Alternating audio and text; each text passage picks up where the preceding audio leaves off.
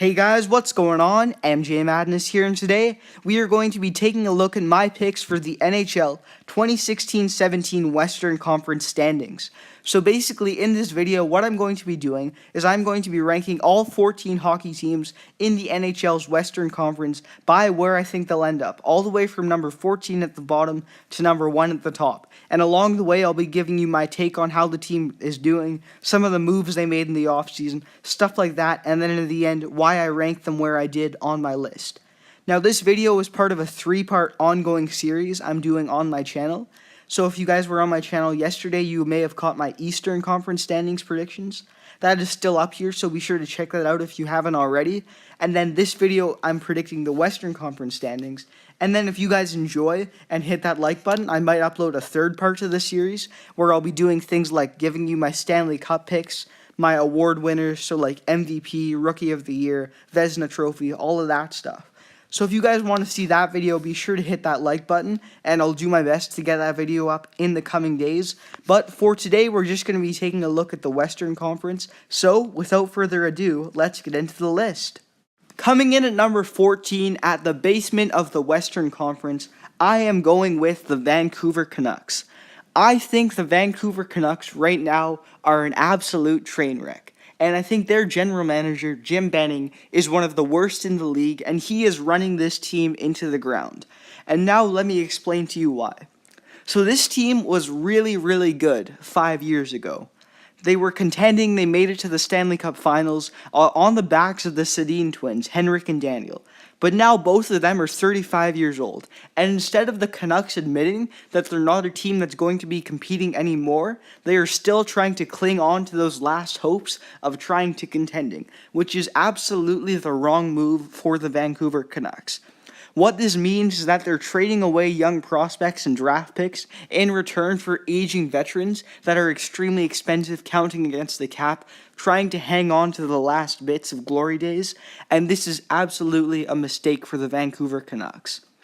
Last year they had a terrible season, finishing near the league's basement, but instead of admitting that it was time for them to rebuild and retool as a franchise, instead in the offseason they went out and brought in expensive and aging solutions such as Louis Eriksson, Philip Larson, and Eric Gudbranson.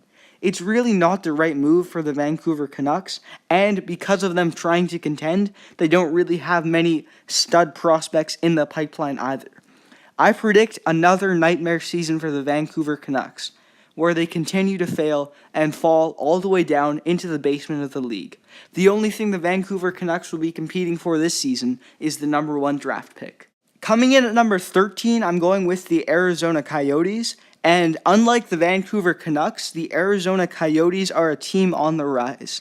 They have managed to develop one of the best prospect groups in the NHL through years of failure and drafting well. And this season, in the offseason, they continued to make really smart and savvy moves by taking on old dead cap space in return for also getting some really good prospects out of the draft. John Chayka looks like a really solid hire at general manager, and he's made some really great moves this offseason, bringing in new old veterans such as Jamie McGinn, Radim Verbata, Luke Shen, Anthony DeAngelo, Justin Peters, and several others, which should help the team quite a lot. They didn't really lose anybody much important this offseason, I guess unless you include Antoine Vermette, and they have a really strong group of prospects that we need to keep an eye on down in the desert. Dylan Strome, Christian Dvorak, Max Domi, Anthony Duclair, all of these guys are going to be absolute studs in the NHL, and some of them really look like they have a lot of potential. I've watched Max Domi play a lot, and he really looks like he's the real deal. They've also got some younger guys like Clayton Keller, Anthony DeAngelo, Jacob Chychrun, Nick Merkley, a lot of the guys they just got this past offseason in the draft. And I think they definitely are developing a team that will have a lot of success in the future. I think they are going to take steps forward soon. I just don't think this is the year for them to do it. I don't think Mike Smith is an NHL caliber goaltender. They have a lot of questions on defense, and I don't think the skill of Arizona's young prospects is going to translate to NHL success this year. Instead, I see them wallowing in the league's basement, but by doing this, I see them getting another young prospect with a lot of potential to add to their already great collection, and then in a few years, the Arizona Coyotes will be a team that will contend for the Stanley Cup. And at number 12, I'm going with the Edmonton Oilers. Now, the Edmonton Oilers would have been at the bottom of my list if not for some guy called Connor McDavid. After the Oilers were basically gifted Connor McDavid, they have one of the best young superstars in the entire game. After being drafted number 1 overall, Connor McDavid definitely stepped up to the plate and showed people that he probably is the next Sidney Crosby in the NHL. This guy is absolutely the real deal, and if he can stay healthy and play the full season, him alone should make the Edmonton Oilers relevant. The only disappointing thing is that their management continues to make puzzling moves that keep holding them back from really truly entering a team that can contend for the playoffs. It seems like they've been in the same spot for years, and this might be the season that Connor McDavid helps them take that next step forward, but I don't really think it's going to happen just quite yet. They still are weak on defense, I'm not sure about their goaltending, and it's really just a team that doesn't really seem to have a direction that it's going in. They traded away Taylor Hall this offseason in one of the worst one-for-one deals I have seen in a long, long while. Taylor Hall is probably the third best left winger in the entire game, and they trade him away for Adam Larson. Now, no disrespect to Adam Larson. He's definitely a serviceable defenseman who can help you out to prevent some goals against, but he's nothing compared to Taylor Hall. Nothing at all. He can't really score, he's a stay-at-home defender, and while he's definitely helpful, they really made a mistake trading away Taylor Hall. And then, just a couple days ago, they traded another former number 1 overall pick, Nail Yakupov, to the St. Louis Blues for an ECHLer who's never going to play in the NHL, and a third-round pick. Another puzzling move, and the Oilers are really headed in the wrong direction making moves like this. Along with that, they signed Milan Lucic to an overpriced contract that's going to keep him till he's 38 years old, and signed the always unreliable Chris Russell to a $3 million deal. Again, these moves aren't what the Oilers want if they want to be a team that's going to contend for the Stanley Cup playoffs in the future. I'm really not trusting Peter Chiarelli at the general manager position, and again, they don't really seem to be a team that's going to go anywhere this year, but as long as Connor McDavid progresses into the player that we know he can be, in a few years, if all goes well, the Oilers will be a team that eventually will be contending. And coming in at number 11, the first team I have that made the playoffs last year that I predict falling out this year, the Minnesota Wild. Now, a lot of people like the Minnesota Wild. They think they're a solid team that's going to take that 6 or 7 seed and make the playoffs. But I don't really think they have it in them anymore. They got a new coach, Bruce Boudreau, and while I do think he's an upgrade, it's always difficult getting used to a new coach in your first year, and I expect they'll have some growing pains. The Minnesota Wild is a team filled with old veterans, and while it's not necessarily a bad thing, it means that their 2 superstars, Zach Parise and Ryan Sutter, might not be able to get it done anymore. They're in their early to mid-30s, and they just continue to bring in old, expensive players like Eric Stahl and Chris Stewart this offseason. And while these may help them in the short term, I'm not really sure what the long-term future of this team is, because at best, they're going to be a bubble playoff team, and then in a few years, I think they'll regress and be near the NHL's bottom of the league. I'm not really sure if Bruce Boudreau is going to fit with the team. I can't really trust all the goaltending at Minnesota, and I just think this isn't the year for them. I see them having a disappointing season where they fall out of the playoffs, and I predict Minnesota has some tough years to come. And coming in at number 10, I am going with the Winnipeg Jets. Now, the Winnipeg Jets are a team that I think has one of the brightest futures in all of the National Hockey League. If you watched my team ranking the top 5 NHL teams by most potential, a video I did a couple months back, you'll notice I put the Winnipeg Jets at number 1 on the list.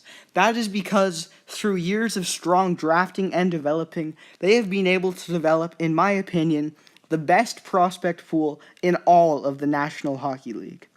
They just drafted Patrick Laine second overall, and I think he'll be a strong dark horse contender for the Calder Trophy for Rookie of the Year. As well, they have some studs coming up in goal, like Eric Connery and Connor Hellebuyck, and then overall, they just have a really, really strong prospect pool. People like Nikolai Ehlers, Josh Morrissey, Nick Patan, Brendan Lemieux, Logan Stanley. It's really this crazy team filled with a lot of potential. And definitely they're going to be a really solid team that's going to be really close to contending for a playoff spot. Now, I was really torn on where to put the Winnipeg Jets on this list because on one hand, they're a team that really looks to be solid and a team that I could see sneaking into the playoffs. But in the end, I see one thing that's going to hold them back this year, and that's their goaltending. Connor Hellebuyck and Eric Comrie aren't quite ready yet, meaning they'll probably have to rely on Andre Pavlik and a Michael Hutchinson tandem, which I don't really trust considering there's a lot of really strong goalies in the Western Conference. In the end, I predicted goaltending and a middle-of-the-pack defense to be the downfall for this young Jets team filled with potential, and I predict them to just miss out on the playoffs this year. However, definitely in the next coming season, they are for sure a team to watch, and their young prospect pool should lead them to a lot of success soon. And at number 9, the team I see just missing the playoffs, the Colorado Avalanche. Now, the Colorado Avalanche made the best move possible this offseason, and that was the move of firing their coach, Patrick Waugh. Now, Patrick Waugh was an amazing hockey player, but as a coach, I'm sure most of you can agree that he was hands down the worst in the NHL. He was running that team to the ground, and if you look at possession stats and analytics, you can clearly tell that the Colorado Avalanche were not a good team. I think that alone is going to push them from being a team near the bottom of the NHL to a team that's going to be in the mix for a playoff spot. They hired Jared Bednar as coach, and while he definitely is an unproven commodity, he looks to have a good reputation based on what he's done in junior and the AHL, and I think he's going to help that team out a lot. They also made some smart depth moves, I should say. Nothing big, but they brought in people like Fedor Tyutin, Joe Colburn, Patrick Wierkiewicz, all guys that are going to really bolster those third and fourth lines and those lower down defensive pairings. Again, this is a team with a lot of really good young studs. Nathan MacKinnon is still one of the best young centermen in the game, and he's living up to the promise after being drafted first overall. I'm a really big fan of Tyson Barrie on D, and I think he really helps carry that defense, despite them not really having much depth behind it. I'm not really sure how much I trust Semyon Varlamov in net. I know he had a couple really good seasons a couple years ago, but he's kind of inconsistent, and I think their weak defense and inconsistent goaltending in the end is going to be what has them fall just short of a playoff spot. But if those young guys can keep contending, I think they'll be on the bubble and in the mix of the playoffs for quite a few years to come. And coming in at number 8, the first team that I believe will make the playoffs as the second wild card, the Calgary Flames. Now, the Calgary Flames are my pick to be the surprise team of the NHL's Western Conference. I think they are going to be the team that shocks the hockey world and somehow manages to sneak into that playoff spot. If you watched my video yesterday, you'll notice I picked the New Jersey Devils as the Eastern Conference surprise team, and I think the Calgary Flames are going to be a lot like them this year.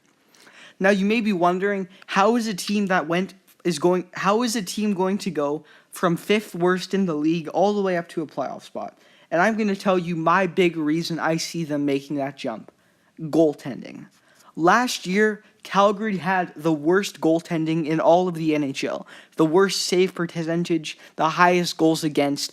Basically, they had an inconsistent and terrible goaltending tandem of Kari Ramo and Jonas Hiller.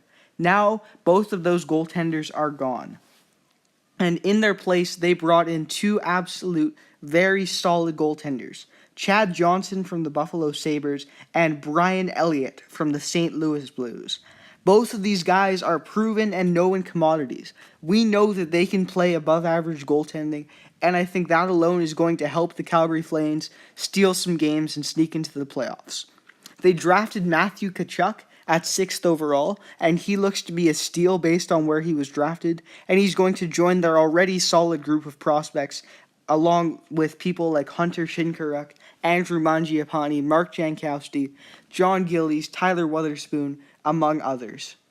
I think this is a really solid team with a lot of depth, and I think that's going to lead them to the playoffs.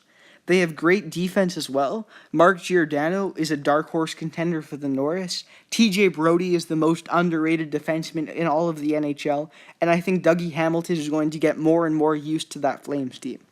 I also think Sam Bennett, the former 4th overall pick from 2 years back, is going to take that next step and propel himself to the second center, playing second-line center on that team, and maybe even hitting 50 or 60 points. Johnny Gaudreau and Sean Monahan are still going to play amazing, I believe. Michael Backlund and Michael Frolik are going to help them out, shutting teams down and getting some good points as depth. And they also brought in Troy Brouwer, which I think is a savvy veteran move, and he's going to help lead them. He has that experience. And with all of that, I think the best case scenario, and what I predict is going to happen, is that the Calgary Flames shock the NHL and sneak in to the 8th spot and make the Stanley Cup playoffs. And at number 7, taking up that first wild card spot, I am going with the St. Louis Blues. Now, St. Louis is the first playoff team that I think is going to surprise us in a bad way. Last year, St. Louis was one of the best teams in the West. They made it all the way to the Western Conference Final after years of dropping out early in the playoffs. But I think this is the year they kind of fall back from that success level. I think Vladimir Tarasenko is too good for them to miss the playoffs, but I just think they're going to regress a little bit and won't be as elite as they used to be from the past couple of seasons. They've lost a lot of really talented, solid players that were extremely important. They lost Troy Brouwer, who's a really great second-line guy for them. And then the two notable biggest departures, at least in my eyes, they lost David Backes to the Boston Bruins. And then the one I think that will be big for them, they lost their starting goaltender, Brian Elliott, to the Calgary Flames, who we just talked about. So now they have Jake Allen starting in goal. I'm not really sure whether or not he's going to be legit as a starting goaltender.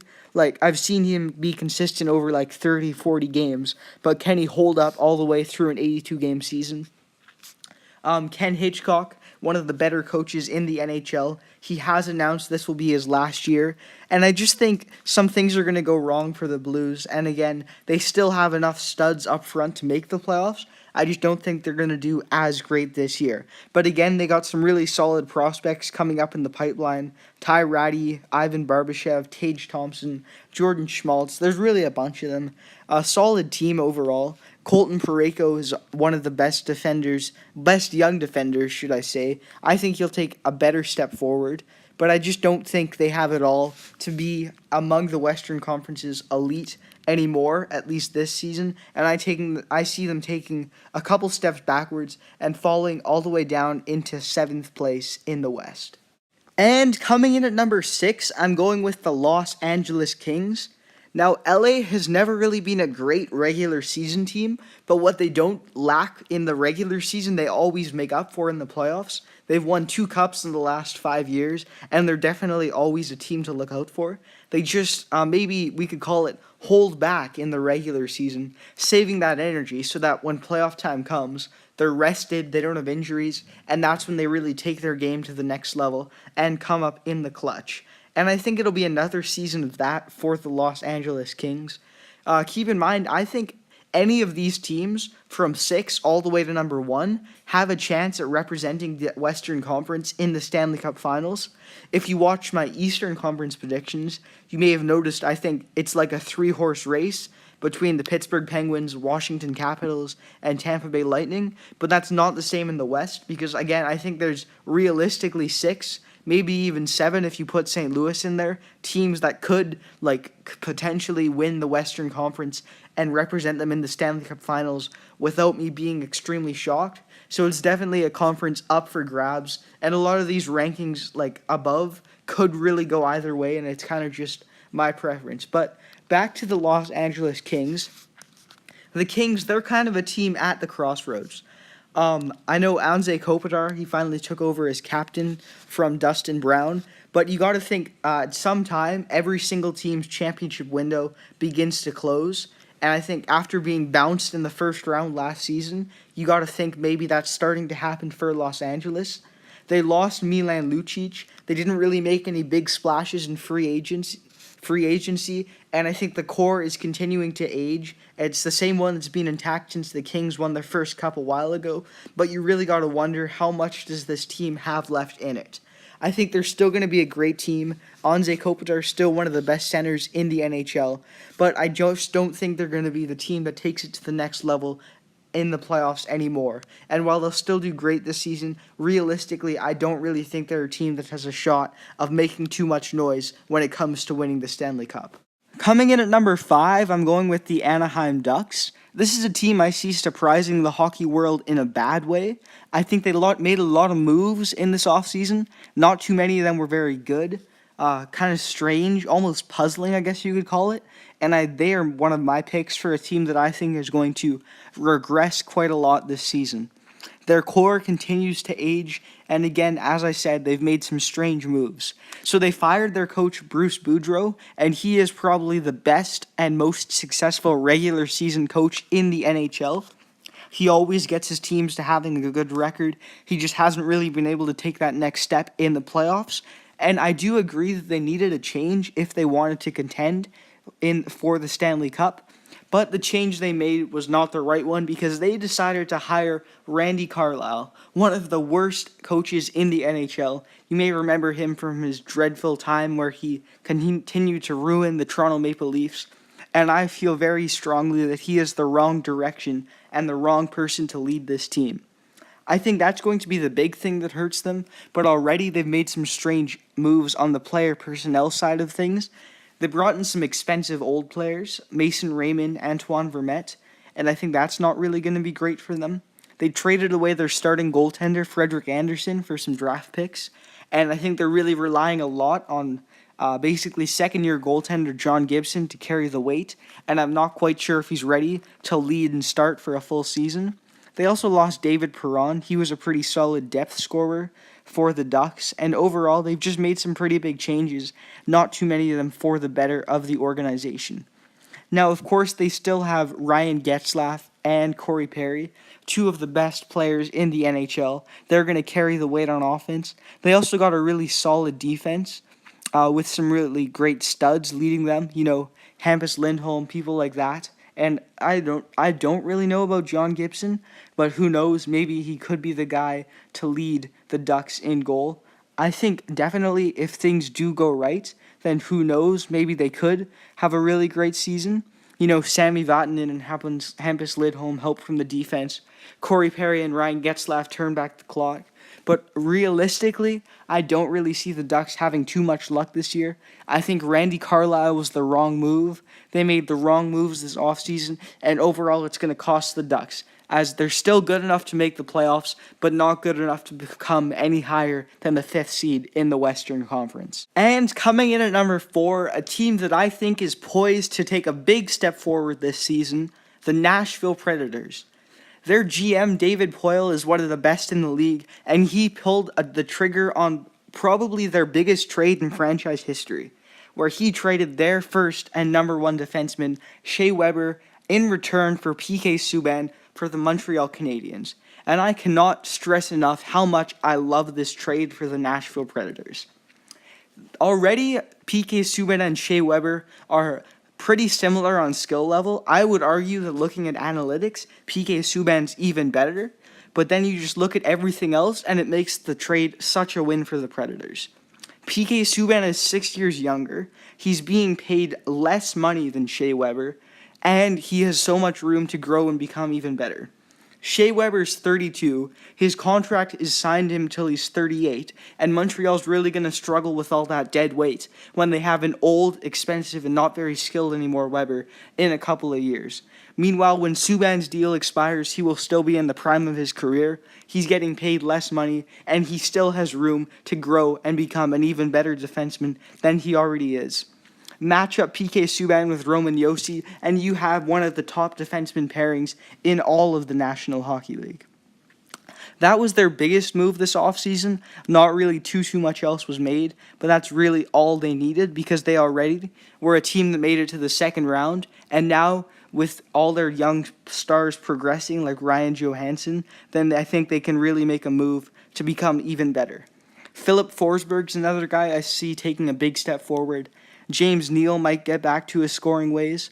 And they always have Pekka Rinne in goal. And while he may be getting older, he's still reliable, and I think he still has it. Mike Fisher and Mike Ribeiro are veterans that have been there before, and overall, I think that this is a Predators team that's going to overachieve this season, shock a lot of people, and do extremely well. And maybe, if things go right, even contend for the Stanley Cup. In at number 3, I'm going with the San Jose Sharks, your reigning Stanley Cup finalists. They just came off that really tough loss in the Stanley Cup Finals to the Pittsburgh Penguins, but they were almost there and really close with the core that they have. That's why it was smart for them not to make too many moves in the offseason and keep the team they have in place, and I think they should continue to be very solid this season. All they did was bring in some nice depth guys, people like David Schlemko and Mikhail Bodker, and that's just going to continue to help this team and keep them together. Again, this team, though, it is based and relying a lot on some pretty old players.